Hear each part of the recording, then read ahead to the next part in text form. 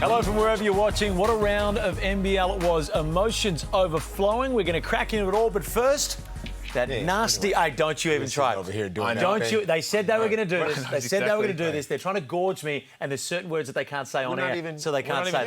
You're not even talking to you. I'll leave. I'll leave the studio, and you both know that I'm serious about it. So you're going to check yourselves, and you're going to get into line, and we're going to give the viewers the show that they deserve, all right? Because I'm already angry because the Super Bowl multi was blown by Sam Darnold. It's How good did to be yours here. go? Well, I tell you what, it is great to be here because we had the WWE in the NBL a couple of weeks ago. Now we've had some even more feisty action, and again, that was good from you because we were going to gorge you. We were going to get right after you. No, good to be here. The Super Bowl is obviously over with, so I can now focus on getting the Cowboys prepared for next season. I'm just glad it's over.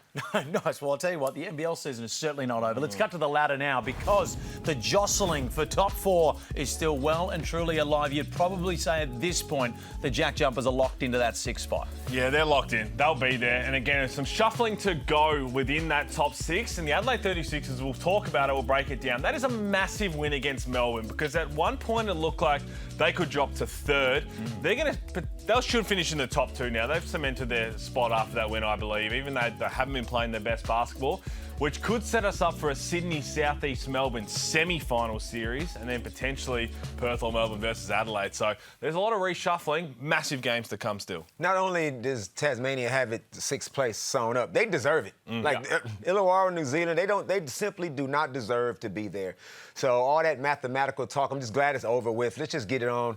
And as far as the fifth spot go, fourth and fifth, Melbourne United, Perth Wildcats. Melbourne are so wobbly right now, so I think the top four is set of those four teams. Now, there might be some movement between those top four, but Melbourne United, you're fifth. Tassie, you're sixth. Well, again, to watch that fourth and fifth place play out this week is going to be fascinating because Melbourne got to win on Thursday and then Perth play Brisbane on Friday night. And their percentage is so close, Perth and Melbourne. So this is going to be a very fascinating watch. D-Mac might need to give another one of his little rev-up pre-game speeches. If you saw that on the pre-broadcast, it was pretty good. Southeast Melbourne versus Sydney was billed as the game of the round. The first half, fantastic. It had absolutely everything. I would argue that it was the best first half of the season. Let's just talk on the result quickly. Are we reading more into Southeast Melbourne or are we reading more into the win from Sydney in this one? Oh, I'm reading a lot into the Sydney Kings. They're going to be a tough beat. They are really going to be tough, not just to beat once, but to beat three times to go and win a championship. Their depth shone through. We'll talk about the basketball side of it. They have just multiple guys who can come in and hurt you off the bench. Their defense clamped down when it mattered most. The 32 missed threes to the Phoenix. That's a side that I don't think we'll see too often from them because they do like to take a lot of threes. They need to make a lot of threes. But the Sydney Kings flexing some muscle, man, that's an impressive win. I think the Sydney Kings are the best team in the league right now. Yep. They're not first. They were first for a little while, but I feel like at their best is better than everybody else's best. In saying that, I'm not panicking with Southeast Melbourne Phoenix because they can still win a series. It's a special kind of way you need to play to beat Southeast Melbourne Phoenix. You need to match them when it gets down in the trenches. I've seen two teams do it so far. Perth Wildcats did it because Christian Doolittle was like this, nah, John Brown third. We ain't having that today. And then I saw Kendrick Davis, who is on another level right now. So if you don't come with that level of intensity, then Southeast Melbourne Phoenix will run over the top. And the one thing I love about that from a Phoenix perspective is we've seen when they've had some poor games, when they lost the Adelaide 36ers by a heap in the first part of the season. Remember when Cairns came out and said that they're the worst sporting team I think he's ever seen.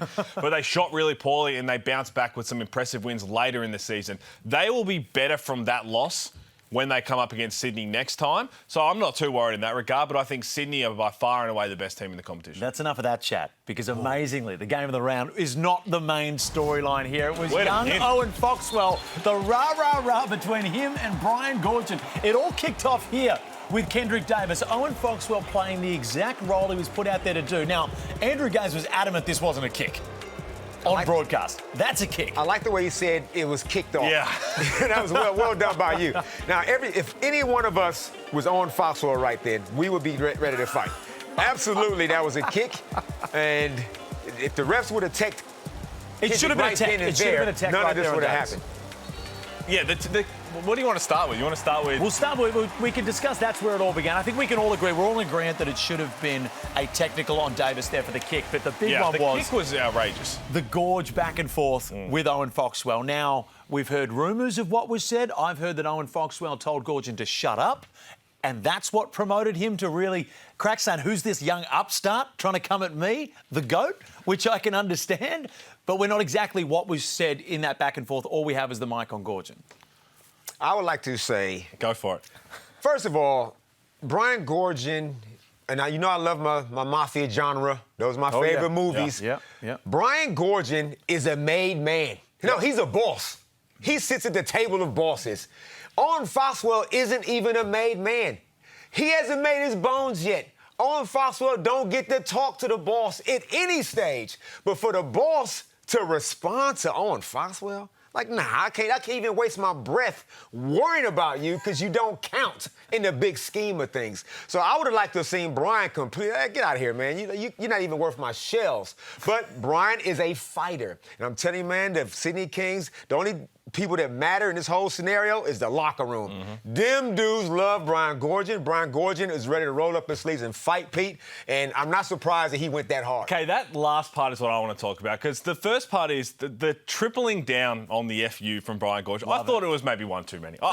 I didn't mind the first part. Karen. Again, I think the first part is all in it. If you're going to come at the boss, you best not miss. But then the third time was really, really tough, right? I was like, okay, we've probably gone a little far, maybe. But let's go back to what you said about the only guys that matter is the locker room. That might be the best timed technical foul and outburst I have ever seen. You think about that game was close. Kendrick Davis had just kicked Owen Foxwell. To go and do that, and I think there were some other reports potentially about Owen Foxwell saying that Davis should have been thrown out for that.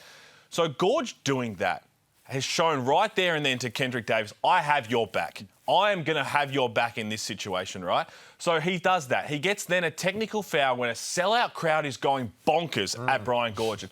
The rest of the team are sitting there thinking, hang on, we've got to get together now, and we're galvanised by this, and then they go and put a beat down on the South East Melbourne. That right there was a masterclass technical foul from Brian Gorgon for everything that came with it, and the way the Sydney Kings just saw their leader stand up and just say, I have your back.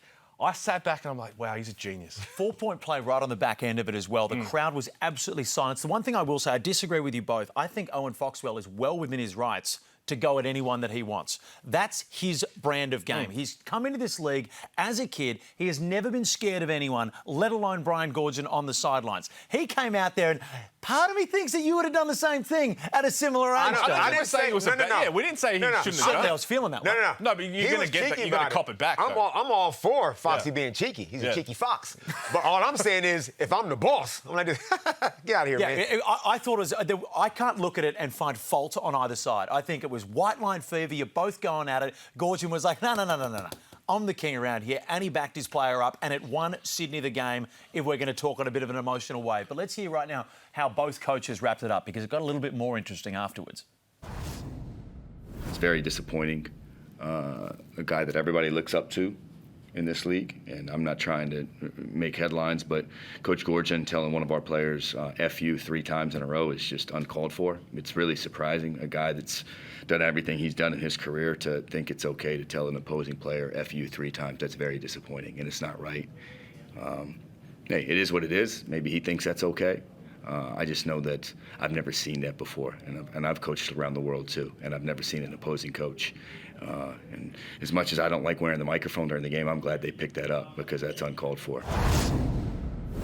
That was another aspect to this, something said to you, I'm going to say something back. They want to give me a technical, they can give me a technical, but he tells me what he said, I'm coming right back at him. I didn't think there was a place for that. I wasn't talking to the referee. He didn't do anything when he went at me, and I don't just go at a player. I went there and he, said something, and I went back at him. Yeah, and like I said, I came out and put in my article, and I gave Gorgon a harden up for that. In all seriousness, there's levels to this, right? And I get it. A player can say something cheeky to coaches. It's been happening forever. But to go that hard and to go that personal, I'm saying I've never seen that before. I played for coaches that hate other players on other teams, and you might say something in the locker room, or you might say something under your breath, but to direct it directly at Foxy, I'm saying, that's not what we need, because where does it end? All of a sudden, we got coaches just going at players nonstop. If this was to escalate and became the norm, it could be an all-out brawl. Who knows what could happen? And that's where I'm at too, right? Again, we can break it all down. I think it did go too far. It did get to that personal stage of, I don't mind the first part. I said, I'm not talking to you. And again, if you want to double down with saying an F you after that, okay, that's where we draw the line. But to continue to go at, and it's really hard for us to sit here because we're only hearing allegedly the reports of what Owen Foxwell's saying, right? So we don't even know categorically what Owen Foxwell said. But watching that coming back, I'm like, that there's probably a little too far. I didn't like it in that aspect. I loved the theatre of it. I loved the initial, hey, if something said to me, I'm going to say something back. But after that, I thought it was a little too personal. And also, Owen Foxwell's a boomer. Owen Foxwell represents the boomers in the Fever window. I know Gorge doesn't coach them anymore, but there was a world at some point where that could have been in 2 weeks' time his starting point guard. That could have been his starting point guard. So it did seem to get a little personal without knowing exactly what Owen Foxwell said. That's where I was a little bit taken back. On that note, Gorge is more professional than a personal insult of that nature. I thought there was one word that was used in there. It was like, you could probably leave that one. But do you think there's an element with Brian Goorjian? He is one of, if not the greatest coach that we have ever had over here. He was made fun of and, people were saying he's not the right guy throughout the whole Boomers stint. Last year, people were saying, he's too old, he's not, he shouldn't be coaching the Kings. I feel like for the last 2 to 3 years, his name has been somewhat disrespected online, through the media. Do you think there's an element of that was in that moment? He was like, no, I'm not copping. I'm copping it from here, I'm copping it from here, I'm not copping it from you. Do you think that there's a little bit of that pent up? I think it's more that I think that was last evolution of the Sydney Kings, though. I think that literally just had the whole team who are so close right now. They're absolutely peaking at the right time. That is that last little piece to say, hey, we're going to go and win a championship here on the back of our leader is stepping up for us and no one's going to stand in our way. I mean, they're on this incredible winning streak and you start to think, are they going to lose again? Are they just so well drilled right now? They're playing with this heightened emotion. They've got all this talent. Are they just primed to run through this whole championship series on the back of Gorge just being like, hey, I've got your back. If you've got mine, let's go win this thing. Because the one thing that quiets out all the outside noise is if you're the last team standing. And right now they look like they're the best team to do that. And you got to know who Brian Goorjian is. Like, Brian's been coaching, doing this thing for 40 years. I've been here for almost 40 years myself. And this dude has always been intense. He's never been provoked. Now, he felt that he was probably, that Owen Foxwell was provocative, so he had to answer that. But he's always been a fighter like this. That is not fake passion with him. We've seen it internationally. We've seen it when he coached Southeast Melbourne. We've seen it in Ballarat Minor when he was coaching in the NBL 1. This is who this guy is. And he just went too far and he couldn't pull himself back. Brian might have fueled the fire, though, but it was Kendrick Davis that just kept it lit. As soon as we went out, in that first half, they were getting under his skin. He was getting emotional. The Kendrick Davis of old would have lost his head, potentially thrown out of the game. He turned it on so hard in this second half that I start to think, was this his MVP performance? Wow, if it wasn't, man, I hate to see what is because this dude is so special what Kendrick Davis is doing. He can score in his sleep, but he understands the moment. There was a passage of play before he went ballistic. He went up to one of the referees and said, you've lost control of this game. He then just calmly went out there and said, none of you can guard me. I don't need a ball screen. I don't need no flare action. I don't need no seconds. Give me the ball. I'm going to have to put you to the sword.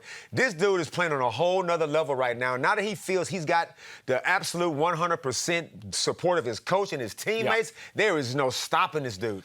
I think we also need to give some credit to Delhi and Xavier Cooks in this because you're right. We've seen times in last year where KD gets caught up in too many things. It wasn't just in KD. When anyone got about to step over the line or get involved in an altercation, if it wasn't Delhi in there, it was Xavier Cooks in there to be the mediator and really make sure that things didn't boil over.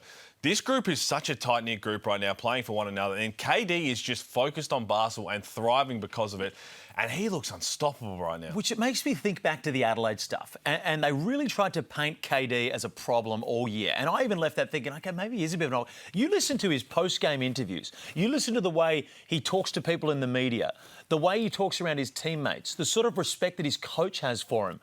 Yeah, I refuse to believe there was too many issues in But Adelaide. there was, though, for the sake, I think it was the product of the environment that he was in. I think that was a really Montrez being a big group. part of that environment? Of course, all of it was a dysfunctional group in Adelaide last year. So with that and coming into it the way that KD was, and I think he'll agree that he has matured out of sight this year, and it's a lot of the credit to the environment that he's in Sydney. But I think that all of that stuff that happened, whichever way it ends up coming out, was all just part of an Adelaide group that anyone that was part of it just didn't want to be themselves. Quick one.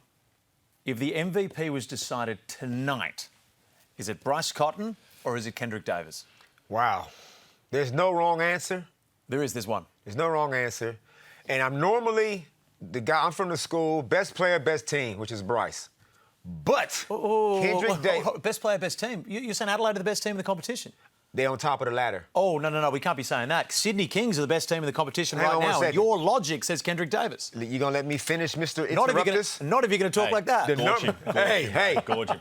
I wasn't talking to you. Hey, tech me. First of all, as of today, Adelaide 36ers are the best team because they are first on the ladder. Now, I think the Sydney Kings overall are the best team. So anyway, answer the question, to move on, I'm going to go with Kendrick Davis by this much over Bryce Cotton. I'm talking that much. If it was about a full Kendrick Davis. If it was to happen right now, again, winning matters, and the winning streak, the way that they're currently playing, I think could be voted by the coaches and captains a little bit more than Bryce Cotton. But we can't forget, Bryce, he was averaging 28 and 8 through the first 7, 8 rounds. He still is. So, the fact that Adelaide have gone through this slump is definitely a major reason why, as well as KD balling and Sydney Kings, winning does matter. I personally think KD deserves it. I also think Bryce could be the victim of voter fatigue when it gets to this point in the year. Kendrick served his apprenticeship year last year, has come in this year and been dominant. Recency bias, it all really lends its sort of way to Kendrick Davis in that way. So that's going to be my pick. But speaking of Adelaide, boy, they got a great win over Melbourne. If you're talking best team in the competition, this is a better way to get there than what they've been doing previously. Okay. I get what you were saying, but certainly this was the best Adelaide. I know where you're going here, so you lead the way. Okay. That was Adelaide first lose to the Hawks. We'll probably talk about that later. A 2-game road trip. You want to try to get one of them. You get the desperate Hawks, Hawks clip you by a point. They could easily have won that game. Melbourne United, I don't know nobody knows what's going on with Melbourne United.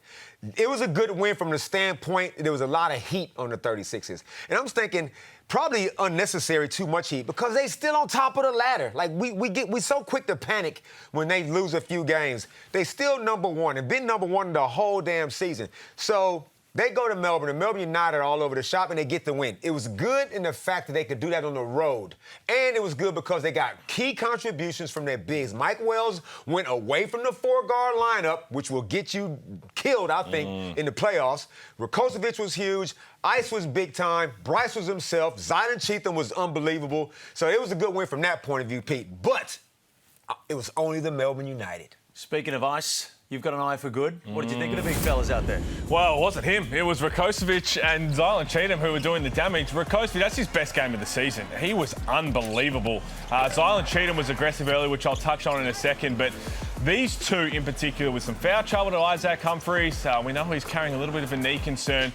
They were just all over the bigs from Melbourne United. And I think this is going to be the short answer to them getting back to their best basketball. Because, again, I think you nailed it, Damon, and I hate to say it, but they haven't solved all their issues because they came up against a Melbourne United who have an identity crisis, and you don't know what Melbourne United you're going to get time in and time out. But what I did love from the Adelaide 36ers, you can't sit here and say, oh, Adelaide's back, because they played Melbourne, who I think are really struggling, scored 76 points. The Zylan Cheatham, the aggressive Zylan Cheatham we saw in the first quarter, I think is the short-term, simple answer for them to get back to their best basketball. He was unstoppable. He was in the short roll. He was trying to dunk on everyone. He was shooting the 3-ball. That extra aggression to score opened up little dump-off passes to Rakocevic, opened up 3 balls for Bryce, John Jenkins as well. I think that is a key they can take with it going forward. And then Rakocevic came in, was crashing the boards. He was enormous as well. But I think it starts with Zylan Cheatham in that attack mode because he can score 20 a night if he wants to. I think that's their way forward of how do we get back to our best basketball. And if they start to get some big wins, they've got to show it against the Sydney Kings. They've got to show it against the Wildcats even, and the South East Melbourne Phoenix. But they needed to win. The mental side of it too, I give them a whole lot of credit because if they drop that one, there was a chance they could finish third. Yeah. So that was mentally gutsy from Adelaide, and it will take a lot of weight off their shoulders. If we think Adelaide have issues, Melbourne, well, that's a whole nother kettle of fish. Let's see how Dean Vickerman broke it down. we just didn't finish the possession very well at all, and that gets back to the efficiency of their bigs tonight and the shots that they got, and we don't have a block shot for the game, and we needed to protect the rim. Seeing Isaac, what's he, 6 of 7, and Rakocevic is 8 of 9, and Cheatham, still over 50% as well, and so the efficiency of those three guys. And the passing of Flynn to be able to create and get easy baskets for him as well. Where do we sit right now with Melbourne? Because I'm starting to think we keep saying, they're going to pop out of this. It's much better than what they are. As much as we say teams are, terrible on a loss streak, that 9-game win streak from Melbourne, do we almost have to forget about that and think, OK, they were just on a roll, playing some poor competition? Is the Melbourne United we're seeing out there right now the Melbourne United of the year? Are we expecting them to go to a level that they don't have? I'm not. Well, you asked, again, the first question, where do we sit with them? The truth is, I don't know. I really don't know. I think Jordan McCullum tweeted that they're the 9th offensive rated team since the start of December. 9th. Which is absurd for all the talent they have. Yes, they've had key guys come in and out. But the one thing about Dean Vickerman coached teams in the past is when their offense has been struggling, you can rely on their defense. They get enough stops to win. But this day and age, 76 points, that's not going to be enough to win a basketball game.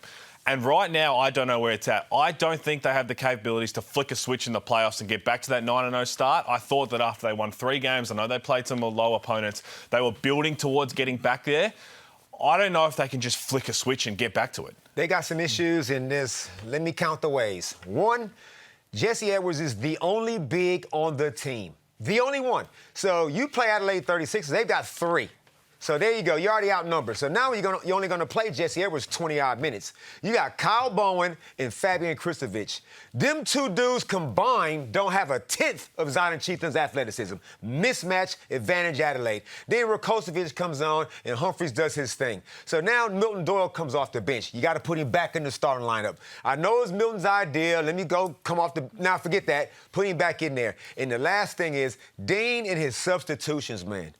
It's crazy. It's like he's looking for something to do. Chris Golding had 15 points at halftime. He hits a 3-pointer early in the third quarter, within like 2 minutes. He gets subbed out at like 3.5-minute mark. Why? For what possible reason does that make any sense? I want to take out my leading scorer. We're struggling to score 3.5. I'll watch Chris go to the bench. I'm going, here comes an outburst. And Chris ain't going to never say nothing publicly. He ain't going to never have a go at Dane. But I watch him grab something, almost throw something. He just got to get himself under control. It's like, play this dude. He is the only guy on the team that can just rip a game apart. Which is weird for me as well, because Dean Vickerman is a player's coach. He gets along with all his players well. And I guarantee you, Chris has the relationship with Dean where he can go to him and say, hey, why was I sitting out there? They've got that sort of relationship. So it does surprise me as well that it's at that point, because Dean Vickerman is not a guy that rules with an iron fist when it comes to a team. He takes on board stuff from his assistant coaches, his players as well. So it is a tricky one when you bring that up. Is it more of the technical side, or is there a lot of a mental side here with Melbourne United? Because in the end, this is the same talent that went 9-0 to start the season. So it's in there somewhere. It's got to be in there somewhere. You can get on a momentum roll, though. I'm starting to think... I'm going to go ahead and say that was just luck at that point. It was just they got on a lucky roll. Some of those wins was close they've been woeful. Some of those wins was close wins, too. Tyson Walker hit a 3-pointer to beat Adelaide. Now, technical, I'm saying over the long course of a season... It's a lot can go on in a locker room, a lot can go on off the court. They can just pull at the fabric of a team. And it's the NBL. They could win the championship. Yeah. We just don't know. We sit here trying to work. So. I hate to break it to you here, to break the fourth wall. None of us have got any bloody idea who's going to win. Brisbane could win by 30 this week. And on that note, let's get into it. Ain't no cupcake. Good segue. Oh, God. Really good segue. Brisbane could win the championship. Yeah, no, I will be issuing a public apology for that comment. I certainly won't win the championship. But hey, have you ever heard the saying, don't let the door hit you on the way out? Oh. No. The jokes just write themselves. Roll the clip. Look at this. QJ Peterson, he wasn't happy. JaVale McGee showing all his emotion. Boink! Oh, wow. Now, there's 2 levels to this. First, hilarious, getting smacked by the door. And second, that lady, that is hilarious. That lady could have been absolutely poleaxed, and you got a criminal case on your hands there. And again, the crowd, when they saw it on the big screen, when it came out, because they saw him bleeding, and then they saw the clip of it hit him and just erupting. Why wouldn't you wipe the blood at least? Yeah, maybe he didn't even know. Why would you come back out of the locker room after that got filmed? I'm walking out to the car, starting it, and sitting in there. chucking a bit of Dido on and just reclining the seat back. I will go. Yeah, And with this ship. Anyway, speaking of weird noises, I tuned into the commentary with you and Leonard Copeland, and the way he was talking, I thought I'd left the wrong tab open. Have a listen to this. Mitch Norton into double figures now. 11 points. I'm sorry, bro. I got to do something over here. I thought he was asleep. I thought there was a mosquito in the room or something. I didn't know what he was doing. I was thinking of getting the fly spot out. Hey, I know Leonard's been around. That's senile behaviour. What the There was a really good song on, and to be fair, Brisbane, I think at the time, were down 67 points or something. So I think there was a song going on that it was caught. Just to reiterate, that was live on air. He didn't press the cough button. That all went to... People don't see how hard it is sometimes. Okay, we're in a rush. We're in a rush. Roll We're getting through. warmed Who's up. next, Okay, Pete? now I sat down and was listening to you guys do a great job on the New Zealand game. Boring. And it was my birthday. I was trying to just watch some NBL hoops, and you're getting stuck into me. It was my birthday, man. I turned 34. Did you? Like, that was rough. I couldn't 34. believe that. And because it's Forehead Von Hoff's birthday tomorrow, 31. And I said, you know what? I'm gonna be the bigger man. I'm gonna take the high road. And I don't need a cupcake. I just let a friend do it. So everyone was listening last week, and this ain't no cupcake league, and our man Felix decided to have a little crack at yours truly. Now, the ramifications for that have been huge, but thankfully, Felix is amazing. He would never make a mistake. We all know the coaches' names, don't we? Whitewash quickly, though, before we get ready to tip off. Copross. It's not Copross. Well, it's certainly not that. And you know what? He already doesn't like me, and he's not going to like me anymore. It's Copross. Nice one, You're Brad. a good man, Brad. You are a good And man. also, appreciate Brad using the pool house to film that one as well and not making us all feel insecure using the big screen. I love you for that, Brad, and he was all over it. We've got to be careful, too. He's watching everything. My second one here. Can we just say that Brad Rosen is the nicest man in television? Oh, absolutely. I will say that now. I absolutely If we're adore comparing him to you, it's even better. Now, also, we've got some legends on the commentary team, right? And the players going to respect legends. MVPs, the players are going to respect legends. Sometimes you've got to remember your spot here. That's an MVP here. That's Derek Rucker. Oh, no. KD, No, KD, absolutely. You Don't just you got to even think remember about it. who the spot is. Don't you right? even- So whose hand's that, Kevin? Whose hand's that? What about me? Aisha said, no, I want no part of that. Who are you? What have you done in your career? Get away from me. I couldn't believe it. No, you're wrong, man. No, you're wrong. Just go to a break. Go to the break. I don't want to be here. Go to the break. No, you're wrong, man. No, you're wrong. Break. How do I follow that one? Oh, man. Someone We else got to go hosts. to New Zealand. Someone else hosts. We got to go to New Zealand for my man, Rob Lowe. No, I'm going to the car park. I'm starting Go my listen to car. some Dido. Rob Lowe was feeling himself with all his extra plans. I don't know what he thought he was going to try to do with that particular move. He has been in some decent form, but You don't even think. wait a minute. And then, give me one more. You want me? Don't be like that, Felix. So, Leonard, our man Leonard. Hey, Oh, look. another coach one. Yeah, we got to get Coach one more time. We've seen it. Oh, Coach, so all right, let me just grab a drink, then take a sip, and just, and just stop drinking all them sugary, fizzy drinks, Coach. Sometimes you get a little excited. Coach is singing in the background. He's spilling drinks. It's all happening. We've all been there. Look at Drewy. Took it a while, too, to Drewy's like, notice it. come on. Oh, man. Oh, I'll get to a break. I need to recover. Oh, God. Oh, Pete, that was Fantastic work. classic. Fantastic work, Paul. It's been fantastic working with you. I'm going to gorge these guys during the break. We'll see you in a moment.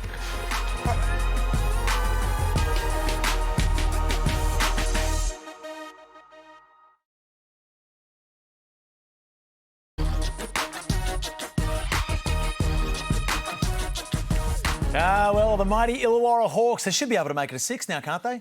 Oh, no, they can't make it. But still, it was a good win against Adelaide. 1 point against the ladder leaders at the time.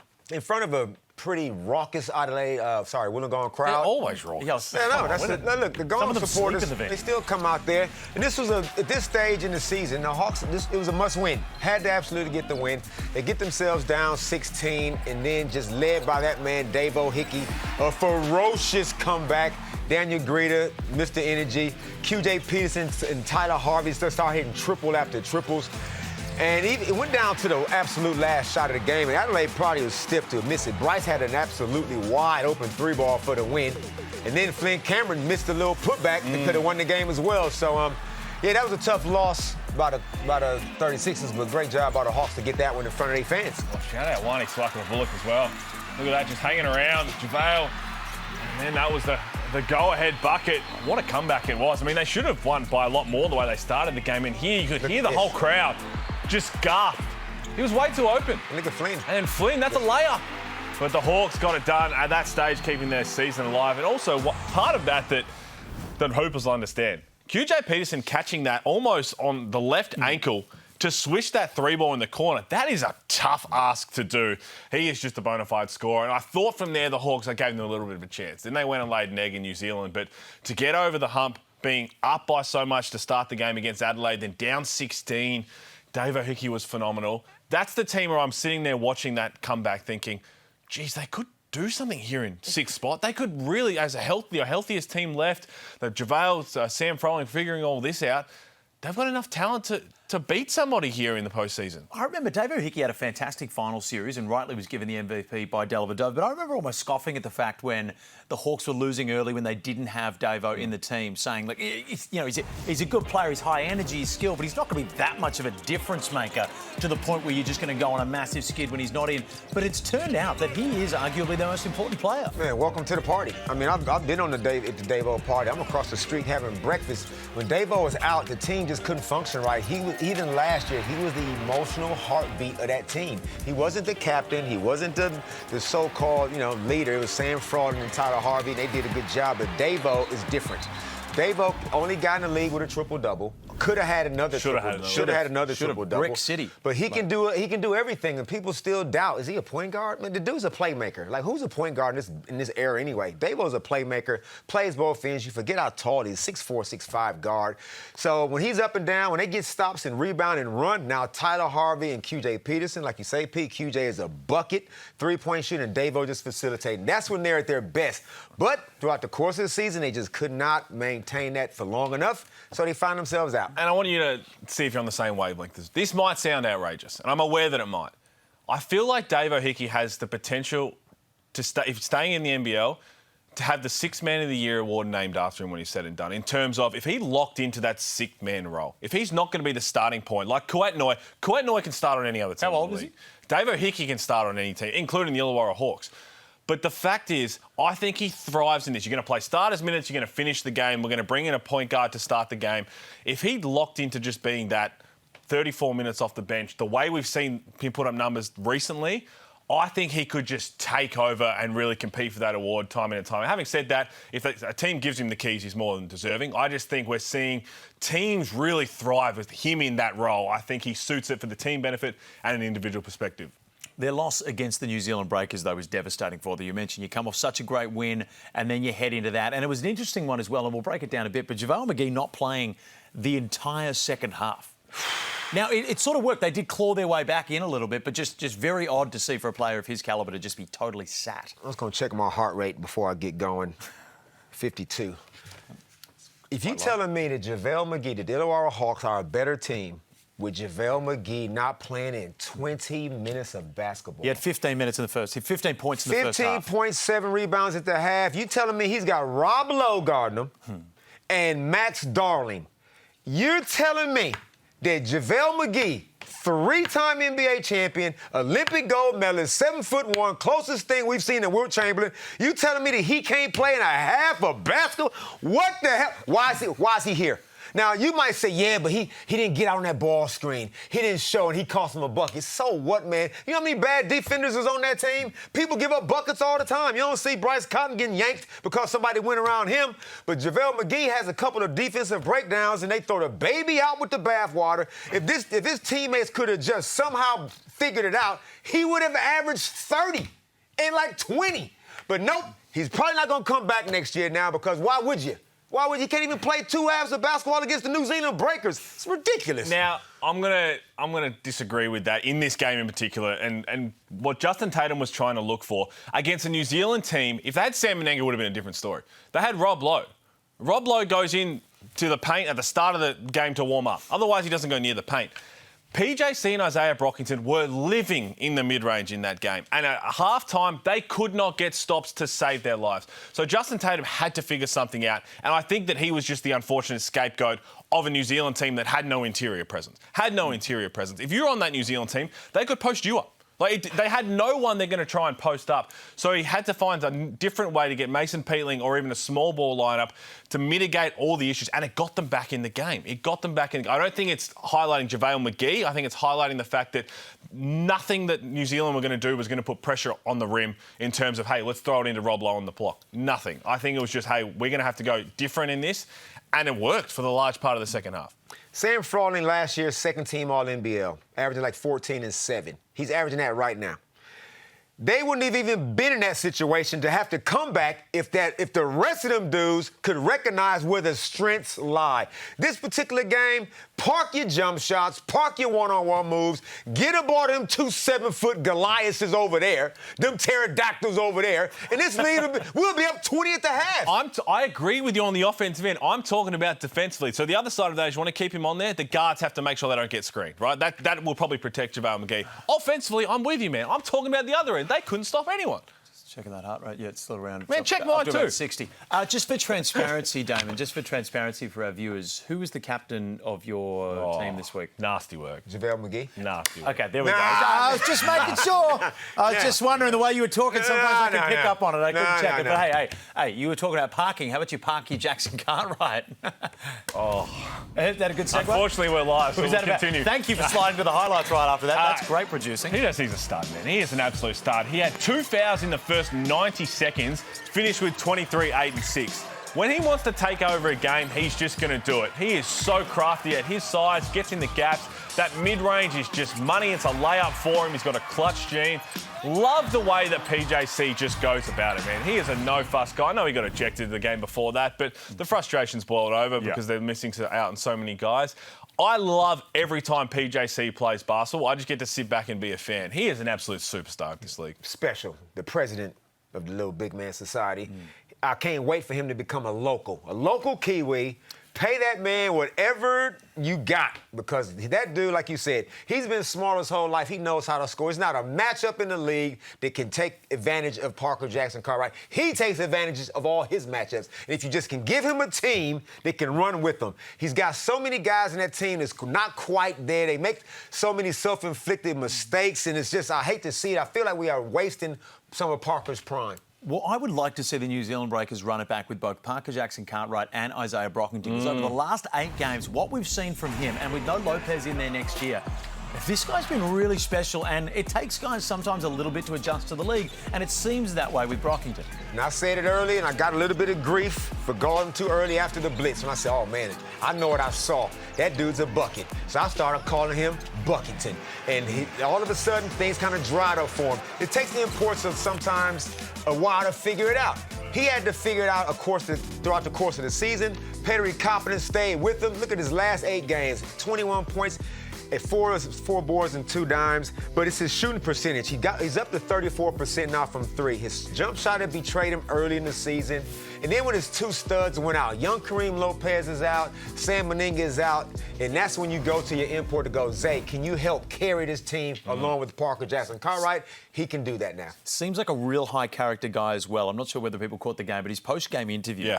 You can just tell. You can tell whether someone's a high-character guy, and that's PJC and that's Brockington. That's guys you can build the team around. And, God, I hope you can keep Sam Meninga. We're going to cut to a break. Perth, up next.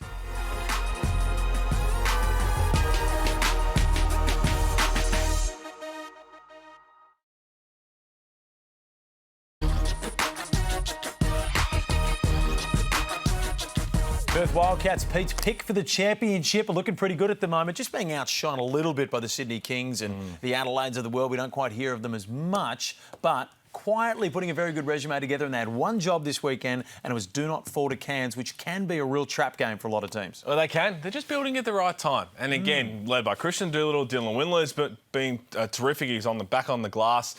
We know JLA had a massive performance. JLA has some matchups around the league where he's just going to go off. But to me, it all comes down to Ben Henschel and Elijah Pepper, because those two have been absolutely terrific. And when you've got a guy like this, and I know Scott Roth, what does Scott say? He's the best player in the league, hands down. I think he's the best two-way player. Scott Roth said in a the lot league. of things. And what I love about Christian Doolittle is we're starting to see him really understand that he is the best two-way player in the league. He gets guys involved, but the combination with JLA is a very potent one. And if they get the right path to get to a championship, This is going to be a fascinating watch. There's a couple of teams that could cause them some issues. But the way that it could potentially shake out, if they get the dream path, they're going to be there in the business end. I think, too, you will be so smug if they do as well. I would be so humble about that. And that's without an import. David Dukes Jr., he's coming back. But Perth Wildcats, they know who they are. Like, they don't have any identity issues. Yes, Ben Henschel and Elijah Pepper are huge. And Elijah Pepper came off one of his worst games. But Christian Doolittle, he is playing point guard, and he's distributing the ball and scoring. And he took it upon himself. He's a good revenge guy. When John Brown III got a hold of him in that first game, on the bounce-back game, it was payback time. Jack McVay got a hold of him, put up some big numbers against them. What did he do? Turned Jack's water off and scored himself. Christian Doolittle is doing some of everything. He is so complete as a player, and they featuring JLA. Inside, he's getting his touches, so he don't have to worry about getting frustrated. And then Dylan Windler, quietly over there, just getting a sneaky double-double. 11 points, 11 rebounds, block shots here or there. They know who they are. They play into their strengths and to their identity. And making JLA the focal point on the offensive end opens things up for Henshaw and Pepper, Dylan Windler as well. So I think that we've found success there. What I love about John Rillie, I think he came out and said in the press conference about how the David Duke Jr. is due back at some point. But he's starting to think, well, hang on, I'm not even sure if he's going to play right now. If he's healthy to go, we're playing really good basketball. I've got the confidence sky high of Henschel and Pepper. You don't want to mess with that too much. So he'll come off the bench, no doubt. But where does he fit in the rotation? Because right now, if they're going to actually go and give this thing a shake, it's going to be on the back of those two local guards in Ben Henschel and Elijah Pepper. Because the three superstars are going to do what they do. But you need those two to play the way they're currently playing, with poise. They're being super efficient. Yes, you can have your off games shooting-wise, but still be effective in other manners. That is the key. And I love that from John Rillie. And again, as a coach, you'll be damned if you do, damned if you don't. If they don't win it all, we should have played David Duke. But right now, the confidence from this team is sky high. There is no coach that will be more damned if they do, damned if they don't than John Rillie. Where do you rate his performance this year overall? Because he still cops it online. There's a lot of people that aren't happy with him, unhappy with that he was re-signed. And there still seems to be a bit of that festering. I think he's done a fantastic job. I've never had an issue with what John's been doing. And the good thing, because he was a player, he lived it. He's not cavalier with all these minutes. He's just not gifting guys minutes just for the sake of it. He's got his thick rotation. He's got his three studs in the front court. He'll go to David Aquare, who's like playing some great basketball. Dante Russo-Nance, here's a couple of minutes for you. That's it. Everybody else pitch in here or there, lap man, maybe a couple for you, but he's just not going 4 on, 4 off, not that kind of stuff. He's going with his studs, and that's how he's always coached. Yes, they had their struggle. I think they've lost, 4 games by a point at home, and they were up double figures in 3 of those. Like, they should have won those games. Think about what he's also been dished up. He got dished up in Mason Jones that just wasn't the right fit at all. Then they bring in David Duke Jr. They've got to figure out how that works. Then he gets injured. Ben Henschel's role's changed. Going through all of that and now getting to where they are with a real good chance to go and give this thing a shake, it's not by luck. It's not by luck. It's about getting those decisions right along the way. And also those games they've lost. How do we make sure this doesn't happen again? Let's learn from this. Let's go to the State Basketball Centre and beat the Southeast Melbourne Phoenix. I think they're doing that. And again, like the Kings, like the Phoenix have been, they are peaking at the right time. To make sure we're going league-wide, we've got to talk about Cairns and Brisbane. Cairns got it done over them. Heading into the off-season, just a quick one, would you rather be Cairns or would you rather be Brisbane heading into the off-season? Oh, that is a really good question. That's a good question. I'd rather be Cairns because Brisbane, I don't know what's going on. Owners don't know what's going on. Do you even want the team? Who's going to coach the team? Cairns Taipans, at least they have something in place. They got Adam Ford there, and I would be hanging on Adam Ford if I'm Cairns. You got Jack McVay. I know he has an option, but as long as you can put some good pieces around Jack McVay, he's going to bring – he plays basketball at its purest, how it's supposed to be played, with a level of gratitude, which I just love to see. He's got some young pieces, Kyron Galloway, Cody Statman. He's got Rain Smith. Statman's proved himself towards the end of the year. He had a good – he played at a very, very good school at Virginia and played some minutes. No, he has. So I feel like Kansas is in a way better spot than where Brisbane is. Yeah, I'm with Cairns as well for the sake of, do we really ever have to say, geez, that team didn't try at all? Like, we've just seen a lot of players be unhappy in Brisbane over the last couple of years with things that have transpired for whatever reason, injuries as well. But Cairns, every single time, for the most part, they're going to try hard, they're going to compete. They might just not have the talent to get over the line. It was brought to my attention this week that, we all miss Corey Homicide Williams, for those that knew him, and for those that tune into this show all the time, everybody certainly misses him. But he would have sat here with a straight face and said that everyone in Brisbane needs to be arrested and the players need to all be sent to the NBL 1. Like, there's so many moments that go on throughout the year where you think, OK, what would Corey have said here? And it would have been something outside of this world. He would have quite literally posted a photo online of the Brisbane management in handcuffs and said, arrest them now for crimes against humanity. That's just what he does. So, you know, wherever you're watching, we miss you, Corey, but, you know, it's brought to my attention this week. What about Tassie and Brisbane? Nick Marshall legacy game. He was unbelievable. And again, I think this speaks, we won't talk about the Brisbane side of that because that was a super disappointing result. But Nick Marshall, this just speaks to this culture of Tasmania Jack Jumpers. And funny, David Johnson talking to Kelsey before the game said, I don't know whose game it is tonight. We'll see. And Nick Marshall went off in the first quarter. He missed one shot. Firstly, that's not enough shots if you've got 31 points. Once he didn't have his perfect game, he should have had a little bit more to try and get a 40-piece. They won by 44 with Will Magnay, Bryce Hamilton, Ben Eyre, all sitting on the sideline. Even Sean McDonald, if you want to count it. And Nick Marshall said, no worries, I'm just going to fill the boots. This Tassie team, I am fascinated. Normally, don't care too much about the 5 and 6, who's going to run and do something, but I'm going to be so locked into that game because we keep saying it every week. They've got nothing to lose. And you don't want to play against a team that's just not going to beat themselves and say, hey, no one besides us think we're going to win this game. If it's Melbourne, they're going to back themselves to go and beat Melbourne. If Perth fall to 5th, they're going to just trust themselves to go on the road. But, man, give some love and some credit to this culture for how they've got decimated by injuries. Who cares, man? We're going to keep showing up. It don't matter who they got, who they trot out there. They stand on something. The Tasmania Jack Jumpers have an absolute core value of how we are going to represent the state of Tasmania, how we're going to represent the game of basketball, and they do it night in and night out. Yeah, will they miss some shots sometimes? Yep. They might turn the ball over from time to time? Yep. They are going to fight tooth and nail because Scott Roth won't have it any other way. He only recruits guys that are built for that kind of stuff. He don't care how shiny the toy might be. He's going to come in there and get the right kind of guys. Has he ever brought in just a real bad egg? If he does, they're not going to be there for much longer. So I like what they put together, and I still feel they are dangerous. And if it's Melbourne United and Tasmania Jack Jumpers in John Cain Arena, I'm leaning towards Tassie. I didn't answer that question. I was going to leave that. I'm just being told Glenn Rice Jr. has signed with the Tasmania Jack Jumpers. Is that actually, no. What a bucket he was. I'm being fed. Yeah, he's one of those guys where it's like, OK, he might be assaulting people on the street, but my God, he's giving you 30. So, yeah, hang on. Pick your poison there. Hey, bingo. I got bingo. Glenn Rice We're going to wrap it up on the other side of this.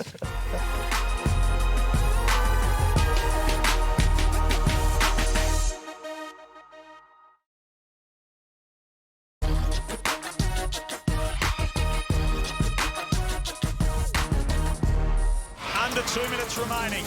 Andrews, line drive, got it! Drew Andrews! Tensions are high in John Cain Arena's second versus third, the biggest game of the round. Davis pulls up. Wow! And one 4-point play! Now Marshall gets a look. Nick Marshall for three. The first 30-point game of his career. Hola. Bryce Cotton still has the lead by 1. Nathan Sobey, I thought he was going to take it, but didn't quite get firing in that final term. Neither did his team in the Phoenix. It's not over yet. No, it's never over. I keep going with the Spanish bit. Hola. What's the... Well, because myself and Damon... Oh, Bad Bunny, wasn't he fantastic? Oh, he was great, and I thought that's where you were going down. Oh, yeah, keep going. Calm down. And we got cupcakes for the rest of the year. Cupcakes down, there we go. Hey, let's go to Beat the Coach because I got a message during the week from a certain team owner whose name rhymes with Margarina, and he said that he beat you the last 2 weeks. Whoa! I get the same text message from Mark. Yeah. It's bad that we're knowing, like I personally know people that beat me. Let's just say this. Save time. Now, if JaVale McGee had played and not been benched for the whole second half, normally I'm happy when I beat 13,000 of you. I'm a little bit annoyed. I only beat 13,000. Imagine if you gathered up 13,000 worth of stuff. You know how much stuff that is? 13,000 matches, marbles, pencils. That is a lot of stuff. And I routinely smash them many people every week. What was that number? It was the end of World War II, wasn't it? I thought that was your birthday. 1941, the end of World War II? It was date of birth. I'm obviously a first ballot Hall of Famer and beat the coach. But you look like a first ballot Hall of Famer in the NFL right now. That's why I wore one thing. With all that being said, I still appreciate everybody attempting to try to beat me. Good luck this week, because look who I lined up with. Jesse Wags. Christian Doolittle is my vice your captain. Captain Davo. He might get another triple-double. JLA's balling. Jesse Wagstaff, the high-flying Jesse Wagstaff, mind you. Big shot Kawak, he owed me some buckets. And Chris Golding. Now, there is some injury clouds. I don't know if Dean Vickerman was going to play him properly when he started scoring, so Everybody who hasn't registered, please do. Good luck to you. And of course, I don't mean that. I don't know if we've ever said this before, but that is a beautiful portrait of you. That is a great photo. No, the collar's too big on the shirt. Yeah, I did think that, but besides that, you're a good-looking human, as well as a very hard coach to beat necessarily. Thank you. What a weirdo. What a creep. Let's cut to a break and try to wrap it up on the other side. What a weirdo.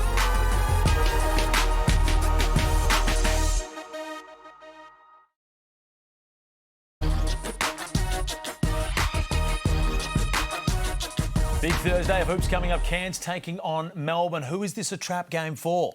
Melbourne playing some terrible basketball at the moment, judging by what we saw against Adelaide. Is this a trap game for Cairns? How can it be a trap game for Cairns? Cairns is going in as favourites. This is their bogey team, Melbourne. It is, to be fair. If you look in the last few years, Cairns always seemed to get Melbourne in the time when Melbourne needed the most. And Melbourne travelling up to Cairns hasn't always been a happy hunting ground with the pressure on. Now, fun. I am big on saying there is no such thing as a must-win game unless it is an elimination game must-win. But this is as close as you're going to get for Melbourne, because if they lose this, all the walls start to close in. No, Cairns are playing some good basketball. Yeah. They're no easy beat. They're no Brisbane definitely Bulls. not going to be. I mean, they wasn't overly impressive against Brisbane, but you can just... Andrew Andrews is playing great basketball. You know Jack McVeigh, all he needs is a challenge. You know he's going to get up for it. Admiral Schofield is actually playing with some life. I would not be surprised if... I won't even call it an upset if Cairns get the dub. Oh, wow. On the Andrew Andrews, I want to give him a bit of love. I think in this back half of the season, he has been phenomenal. In terms of the back-to-back 13 assist game, he's picking his moments, he's super efficient. I understand he's had a lot of frustration with... yes, he's going to say the referees, but I think it's just losing. I think it's just part of a competitive player that it all starts to build up and you look for an outlet on that. He's been great. Jack McVeigh's been doing it pretty much a lone hand scoring-wise for the majority of the season, getting the team's best defender double-teamed. He's a superstar as well. Friday, the Hawks take on Sydney. Hawks, again, no easy beat. This rivalry right here, this is the realest one in the entire league. And I know we can probably make up a Southeast Melbourne, Phoenix, and Adelaide one, but a Sydney one, I mean. But this one right here is serious business. Hawks season is over with, but do you think they're going to lay down for when the Kings? No way. That game is going to be extremely spicy.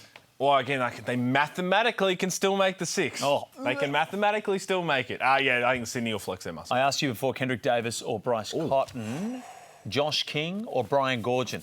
Oof. Oh, it's tough. That's for Coach of the Year, not MVP. That's not deep. I'm still... Because Josh King, everyone wrote that team off from the beginning of the season. I think he's done a phenomenal body of work, Josh King for me. Damon? It's not over yet. I got to lean towards Goorjian. Oh, that's the old you coming out. No, I got to lean towards No, you know what? It's the one award. I'll be happy either way. Thanks for watching.